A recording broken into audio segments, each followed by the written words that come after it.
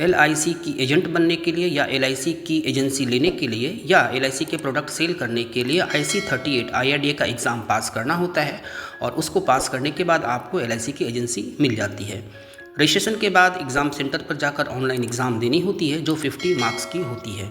इसके बारे में आगे बात करेंगे, लेकिन आपको आगे बढ़ने से पहले बता दूं कि यह चैनल फाइनटेक गाइड कम्प्लीटली LIC के एडवाइज़र्स को डेडिकेटेड चैनल है, तो आप इस चैनल को ज़रूर सब्सक्राइब कर लें। साथ ही बेल आइकन को ऑल पर सेट कर दें, जिससे जब भी कोई नई वीडियो अपलोड हो तो उसका नोटिफिकेशन आपको प्राप्त हो जाए। साथ ही इसके प्लेलिस्ट को भी आप ज़रूर फॉलो करें, वहाँ अलग अलग ग्रुप्स में आपके लिए उपयोगी वीडियोज़ हैं। चलिए आज की वीडियो में आगे बढ़ते हैं। यदि आप LIC की एजेंसी लेना चाहते हैं तो आप सबसे पहले वेबसाइट पर जाकर विजिट कर सकते हैं, वहाँ फॉर्म फिलअप कर सकते हैं। उसके बाद आपके पास कॉल आएगी, फिर फर्दर प्रोसेस के लिए आपको गाइड कर दी जाएगी। वैसे आप चाहें तो किसी भी DO से कांटेक्ट कर सकते हैं नियरेस्ट ब्रांच में जाकर, या फिर वहाँ किसी CLI से कांटेक्ट कर सकते हैं। वो आपको गाइड करेंगे, आपकी रजिस्ट्रेशन करवा देंगे और उसके बाद आपकी जो वहाँ की सेंटर होगी, एग्ज़ाम सेंटर, वहाँ पर जाकर आपको ऑनलाइन एग्ज़ाम देनी होगी। ये ऑनलाइन एग्ज़ाम जो होती है वो ऑब्जेक्टिव टाइप क्वेश्चंस होती है MCQ की तरह, और उसमें 4 ऑप्शंस होते हैं। उन 4 ऑप्शंस में एक ऑप्शन सही होता है, बाकी 3 गलत होते हैं। यहाँ एक चीज़ ध्यान रखना है कि यहाँ पर किसी तरह की कोई नेगेटिव मार्क्स नहीं होती है। 50 मार्क्स की एग्ज़ाम होती है, किसी तरह की कोई नेगेटिव मार्क्स नहीं होती है। इसी कारण हर किसी को चाहिए कि प्रत्येक क्वेश्चन को अटैम्प्ट करें।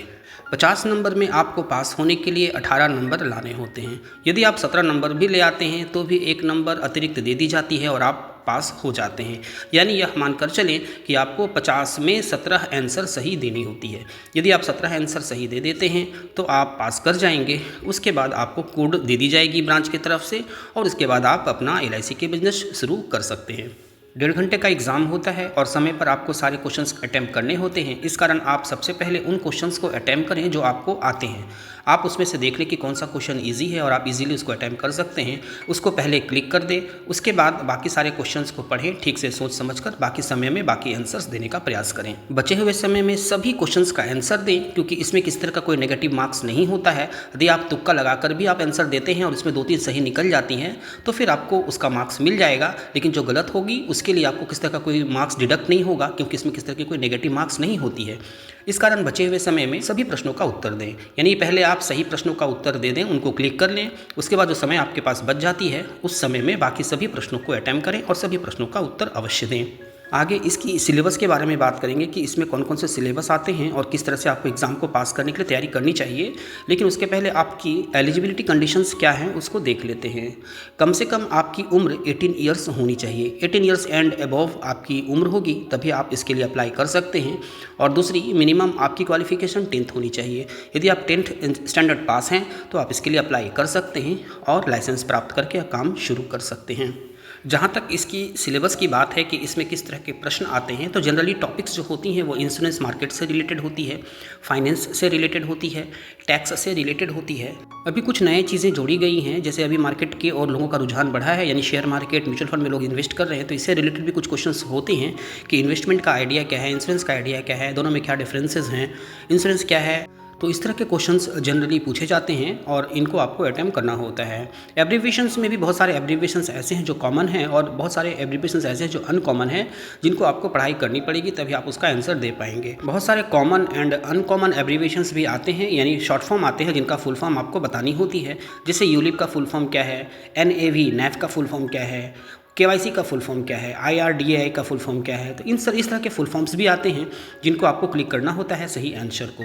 तो इस तरह के एब्रीविएशंस आपको याद करनी होगी। साथ ही इंश्योरेंस एक्ट से रिलेटेड क्वेश्चंस आते हैं, तो आपको इंश्योरेंस एक्ट को ठीक से पढ़ना होगा।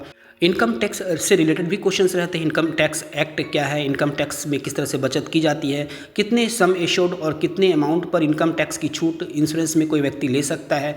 तो इस तरह के क्वेश्चंस भी रहते हैं जिनको आपको समझना होगा। इनकम टैक्स से रिलेटेड बहुत सारे क्वेश्चंस हैं, क्योंकि बहुत सारे लोग इंश्योरेंस इनकम टैक्स को बचाने के लिए भी लेते हैं, इस कारण इससे भी रिलेटेड क्वेश्चंस इसमें रहते हैं। इसके अतिरिक्त जो आपको ऑफिस की तरफ से गाइड प्रोवाइड किए गए हैं, जो क्वेश्चंस प्रोवाइड किए गए हैं, जो आपके DO की तरफ से क्वेश्चंस प्रोवाइड किए गए हैं, जो आपको CLI की तरफ से क्वेश्चंस प्रोवाइड किए गए हैं उन सबको फॉलो करें, उनकी प्रैक्टिस करें तो निश्चित रूप से आप पास हो जाएंगे। 50 में 18 मार्क्स लाना बहुत आसान है, आप आसानी से ला सकते हैं क्योंकि इसमें किस तरह की कोई नेगेटिव मार्क्स नहीं होती है। यदि आप 17 मार्क्स भी ले आते हैं तो भी आप पास हो जाएंगे, 1 मार्क्स अतिरिक्त दे दी जाएगी और आपको लाइसेंस इशू कर दी जाएगी। तो इस प्रकार से आप आसानी से काम शुरू कर सकते हैं। अब चूंकि आप IC38 का एग्ज़ाम देकर IADA का एग्ज़ाम पास करेंगे और आपको जब लाइसेंस मिलेगी तो आप LIC में काम शुरू करेंगे। तो आपको यह ध्यान रखना है कि यह इंडिया की सबसे बड़ी ब्रांड है, सबसे बड़ी इंश्योरेंस कंपनी है और यहाँ पर जब आप काम शुरू करेंगे तो आपको बहुत सारे बेनिफिट्स मिलेंगे। तो जब आप यहाँ पे काम शुरू करेंगे तो आपको एक चीज़ हमेशा ध्यान रखना है कि आपको नेगेटिविटी से बचना है। बहुत सारे लोग इसके खिलाफ आपको बोलेंगे, इसके अतिरिक्त आपको बहुत सारे लोग इस तरह से बहकाने का प्रयास करेंगे कि आप ठीक ढंग से काम न कर पाएँ और पिछड़ जाएँ। लेकिन आपको किसी की बात नहीं सुननी है क्योंकि इंश्योरेंस मार्केट बहुत ही वास्ट है और गवर्नमेंट ने एक टारगेट लिया है इंश्योरेंस फॉर ऑल बाय 2047, यानी घर घर तक इंश्योरेंस को पहुंचाना है। तो इंश्योरेंस का मार्केट बहुत विशाल होने वाला है और जो भी इंश्योरेंस मार्केट से जुड़ेगा और विशेषकर LIC से जुड़ेगा वो निश्चित रूप से आने वाले समय में अच्छा काम कर पाएगा और अच्छी इनकम जनरेट कर पाएगा। तो आप अपने आप को ठीक ढंग से बनाएं, पॉजिटिव बनाएं अपने आप को, तैयारी करें ठीक ढंग से, आप ट्रेनिंग लें, आप अपने DO CLI और ब्रांच में जो भी ट्रेनिंग दी जाती है उनसे आप ट्रेनिंग लें। LIC की सेल्स ट्रेनिंग सेंटर है, वहाँ पर आपको भेजी जाएगी, आप वहाँ पर जाकर फ्री में ट्रेनिंग लेंगे और जब आप ट्रेनिंग लेंगे उसके बाद फील्ड में आएंगे तो आप ठीक ढंग से काम करें, पॉजिटिवली काम करें, कस्टमर्स के साथ एक स्ट्रॉन्ग रिलेशन बिल्ड करें और एक सही फाइनेंशियल एडवाइज़र बने। ये नहीं कि आपको दूसरों की बुराई करनी है, बल्कि यदि कोई म्यूचुअल फंड में इन्वेस्ट करता है या कहीं शेयर मार्केट में इन्वेस्ट करता है तो उसके महत्व को भी समझाएं, साथ ही इंश्योरेंस के महत्व को भी समझाएं। इंश्योरेंस और इन्वेस्टमेंट में क्या डिफरेंस है उसको समझाने का प्रयास करें तो आप मार्केट में टिके रहेंगे और आगे बढ़ते रहेंगे और अच्छी इनकम जनरेट कर पाएंगे। आप अपने आप को साफ़ सुथरा रखें, मेंटली फिट रखें, फिजिकली फिट रखें और अपने आप को एक पॉजिटिव वे में प्रदर्शित करें तो निश्चित रूप से आप आने वाले समय में बहुत अधिक प्रोग्रेस करेंगे।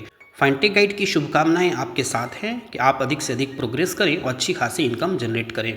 उम्मीद है यह वीडियो आपको पसंद आई होगी। इस वीडियो को अन्य ग्रुप्स में ज़रूर शेयर करें। यदि आप DO हैं तो अपने एजेंट्स के ग्रुप में ज़रूर शेयर करें। यदि आप ब्रांच मैनेजर हैं तो अपने ऑफिस के ग्रुप में इसको ज़रूर शेयर करें। इस वीडियो को लाइक करना बिल्कुल न भूलें। यदि आप कोई प्रश्न पूछना चाहते हो तो आप कमेंट कर सकते हैं, आपके प्रश्नों का अवश्य उत्तर दिया जाएगा। Thank you.